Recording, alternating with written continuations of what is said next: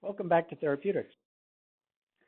We'll also spend just a little bit of time talking about toxicology and antidotes to the sense, at least to the extent that you're likely to see them, for example, in an emergency room rotation or in practice where you have to be suspicious of either a toxic ingestion or a intentional or unintentional overdose and recognizing the antidotes. And again, all of this content we review to some degree throughout the year, either in basic pharm or throughout the curriculum. So when we think about toxicology, poisoning, emergency preparedness, we talked about this already to some degree in general pharm block, but let's sort of revisit it here as a quick review. Okay, that when you're in a situation where you may have some suspicion of someone getting poisoned, either intentionally or unintentionally, there are a number of things to look for. First of all, anybody who tells you they came in contact with a poison, either the victim or a family member or someone observed of it, you want to pay attention to that and then look at the data that's in front of you to support that. Highest risk groups are probably toddlers age 1 to 5 years of age, but also patients who've had previous poisonings. If you've got a presentation that defies your diagnosis, doesn't fall into easily explained patterns of symptoms. If there's any suicidal intention or thought involved, you want to consider that. If symptoms appear suddenly in an otherwise healthy person or numbers of persons, particularly if it's an exposure or intentional exposure of some sort. And then anything that's indicative of burns around the gums, lips, or mouth, odor, respiratory rate that's out of whack, or cyanosis, pulse, variation in pulse, or appearance of an odor of vomitus. All of those are indicators that it may be a poisoning. But before you start with the exposure, the very first thing you need to think about is protecting yourself. Because if this person has been exposed to a poison, there may be remnants of that poison on that person, and you need to worry for yourself about whether or not you and your immediate environment of care is impacted by that exposure as well. So poisoning management, first of all, evaluate the situation, protecting yourself and removing the victim from further harm. So that's the first thing that happens is whenever there's any suspicion, and first responders are well tuned into this, you evaluate the situation to know whether it's safe to even be there. And then typically most clinicians in what are your practice areas would look at calling poison control sooner rather than later. Typically we do that right away because you don't want to waste time in trying to figure out what's going on. If you have a reasonable history and you know what the exposure is, don't waste time, call poison control and let them do some of the work and the expertise about how to manage a particular situation.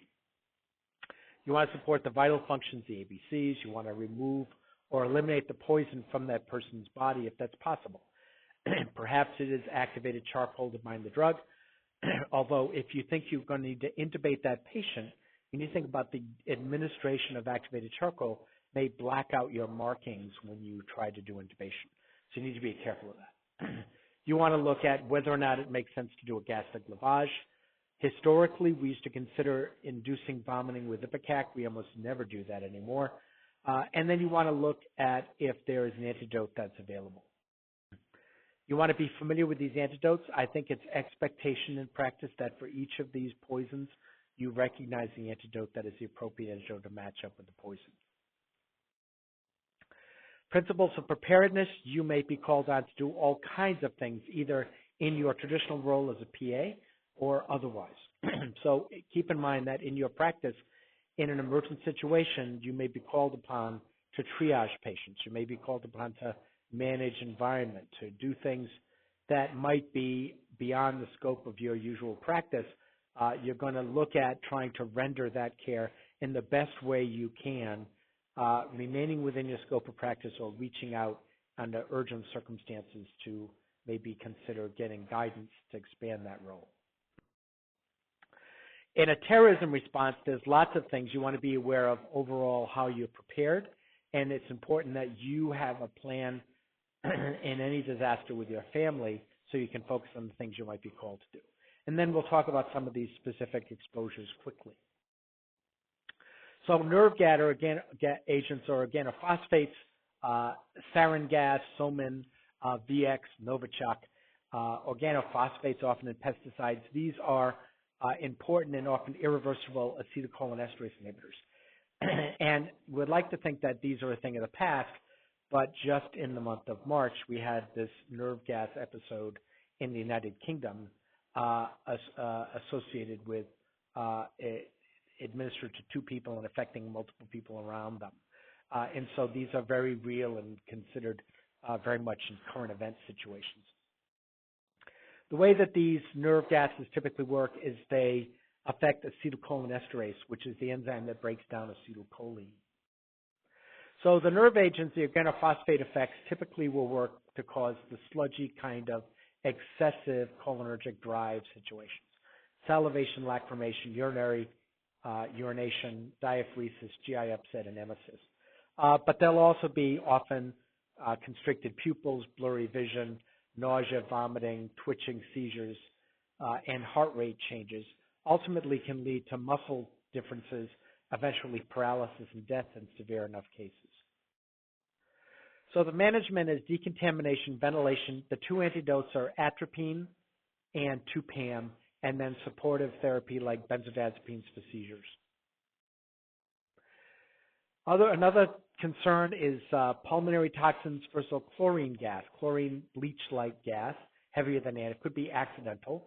This could be, for example, I think in Springfield, Massachusetts, a couple decades ago, there was a pool chemical company that had exposure to all of their chlorine, limiting a whole neighborhood, exposing a whole neighborhood to chlorine gas.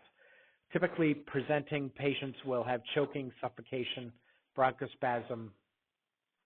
There may be higher exposures. You may see pulmonary edema within a few hours, and actually you may see severe pulmonary edema, laryngospasm, and it could actually be fatal. So the first management is limit exposure, control the airway, and you may, because of the nature of pulmonary edema, treat aggressively with corticosteroids. Phosgene, a pulmonary toxin like chlorine, would present similar to chlorine with some irritation associated with it, all the way up to pulmonary edema and laryngospasm. And we're going to manage that similar to how we manage chlorine exposure. PFIBs, pulmonary toxins, organophosphate like organofluoride polymer like Teflon, and it's concerned it presents like it may be exposure related to firefighters, for example, related to smoke inhalation of toxic polymers that are associated with maybe synthetic fibers. In severe cases, you can get pulmonary edema, high fever, cough and chills, and the management, again, is primarily symptom management, reducing exposure, ventilation, and maybe corticosteroids. Radioactive iodine, this is a concern for a nuclear power plant, and our antidote here is to give SSKI, supersaturated potassium iodide, and give that immediately, remove the patient from that exposure, and in a sense, it's going to be associated with reducing the highest risk associated with radioactive iodine is thyroid cancer. And by saturating the thyroid gland, you reduce the exposure of radioactive iodine to the thyroid gland. There are a number of bacterial agents we are worried about and viral agents as well. We're worried bacterial agents are anthrax. We also worry about Yersinia pestis, or the plague, tularemia, and botulism. And for the most part, the treatments of choice are either doxycycline or ciprofloxacin in these cases. Botulism, there is an antitoxin. Viral exposures, smallpox, hopefully not an issue. It's quote-unquote eradicated, but I think we're worried about weaponization of smallpox by the labs that may still have them. We also worry about hemorrhagic fevers of different types. There's yellow fever, there's viral hemorrhagic fever, and except for we hope for vaccines for some of these things, yellow fever, there is a vaccine, but it may be too late in the event of actual exposure. Vesicants, we're concerned about mustard gases, which were commonly used in World War I. and there's still concern about these agents being used in modern warfare as well. I think there's been concerns in the Middle East and Syria, for example, with these agents still being used. And their presentation, they're very injurious to exposure to tissues that are impacted, particularly mucous membrane, skin, and pulmonary toxicity. And the management, like we saw with other things, primarily is limited to limiting future exposure, maintaining airways, analgesics, fluid replacement, bronchodilators, and intubation, and maybe corticosteroids as well. Lucite, another vesicant, and its management is typically with a product called British Anti-Lucite, or BAL, which inactivates Lucite immediately. And most toxicology areas have something like this that's available readily to be applied almost immediately in most emergency